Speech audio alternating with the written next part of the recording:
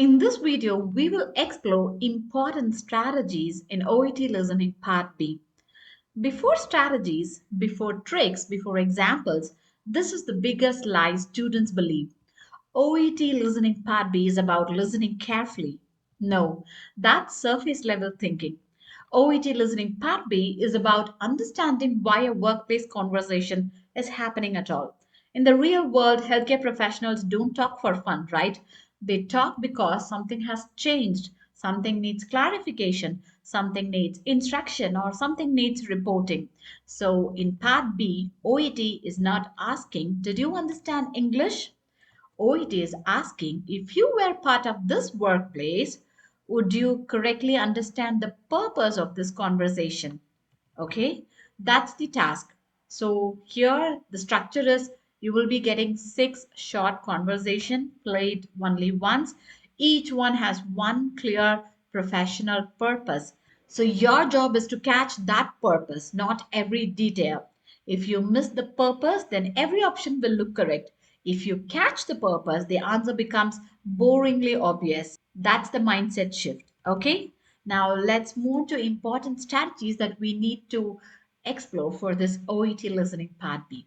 The first strategy here is the conversation exists for one reason only. This is the foundation. Every OET Part B audio is written like this: one professional initiates, one professional responds, the conversation resolves. There is no storytelling arc here and no background history, no emotional development. So instead of asking, what are they talking about? You have to ask yourself, what problem triggered this conversation? That trigger is usually a change in condition, a confusion about instructions, or need for confirmation. Sometimes it can be an update for decision making. So the correct answer always points back to that trigger. Got it? Now let's move on to the second strategy here.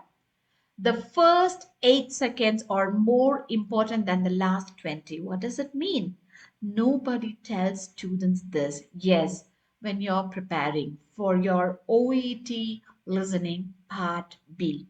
Most candidates they relax at the beginning and they get panic at the end. But OET does the opposite. The purpose is usually stated right at the beginning, politely, professionally, quietly. And some phrases, if you watch, like, I wanted to update you about, I'm calling to clarify, or if they are saying, like, I need to let you know, or I wanted to discuss. So these are not fillers. These are answer signpost. If you miss the opening intention, then you have to chase details later and then you will get trapped. Okay, let's move on to the third strategy. Details are there to distract you, not help you. This one hurts egos. High level English learners think, I understood all the details, so I should get the answer. OET does not reward that. Details exist to make wrong options sound logical, overload nervous candidates, test whether you can separate purpose from information. So in part B, the details are given to support the purpose. They are not the purpose. Got it? Now, the next strategy is who has professional authority. So, this is very subtle and powerful. When it comes to healthcare conversations, juniors report and the seniors they decide, right? And patients obviously they react. So the answers almost always aligns with the reporting professional's intention or the senior professional's response, never the emotional reaction. So you have to track professional hierarchy, not the speaking time. Now, the next strategy, strategy 5, is conditional language equal to explanation, not decision. OET loves conditionals. Yes, the words or phrases like if, might, could, depending on. So these words mean this conversation is informational, not final. So any option suggesting confirmation, final decision, certainty is usually wrong. Got it?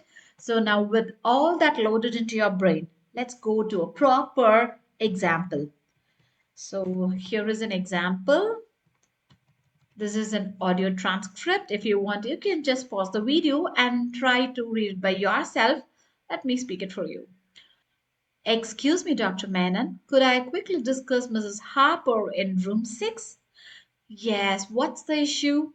She has been reporting increasing abdominal discomfort since last night, and this morning she mentioned feeling nauseous after breakfast. Her temperature is slightly elevated at 37.8, and she's been more withdrawn than usual. All right, has she opened her bowels today? No, not since yesterday afternoon. Her blood pressure and the heart rate are within normal limits, but she does appear uncomfortable on examination. Okay, let's order some blood tests and keep her nil by mouth for now. We'll review once the results are back. Understood. I'll arrange that and update you if there are any changes. Okay, so now don't think about answers yet. You have to ask only one question. Why did this conversation happen today? Yes, ask yourself. Okay, and then now I move on to the question. Why does the nurse approach the doctor? The options are to request immediate pain relief for the patient, to report symptoms that may require further investigation, and to confirm a diagnosis related to the patient's abdominal pain. Now, this is where weak strategy fails because all three options sound medically reasonable, right?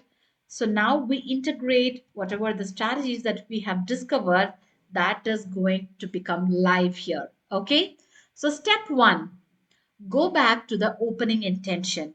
If you see here, I could quickly discuss Mrs. Harper so and so. So that sentence alone tells you this is not an emergency request. This is not diagnosis confirmation. This is a professional update, right? So option A already looks shaky.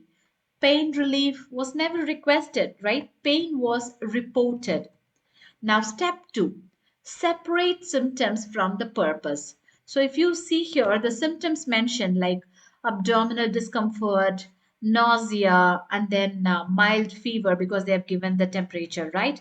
And also the constipation. So, these are evidence, not intention. The nurse did not say, can we give analgesia? Should we start treatment? She said she has been reporting. That's reporting, not requesting.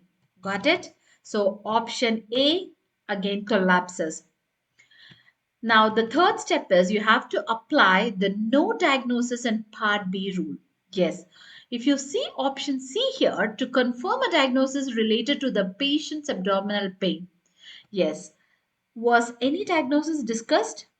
If you have seen the audio transcript here. No, only investigation, right? And the blood test, observation. And of course, they mentioned like review later. So, OET Part B almost never confirms diagnosis. It reflects real practice. Investigate first, then decide later. So, option C is clinically wrong. Got it? Then, step 4, you have to match purpose with the professional logic. If you see option B to report symptoms that may require further investigation, that matches the opening line, that matches the symptom reporting, and that matches with the doctor's calm investigation response and also with the conditional plan, right? So, this is textbook OET logic. So, the correct option is option B.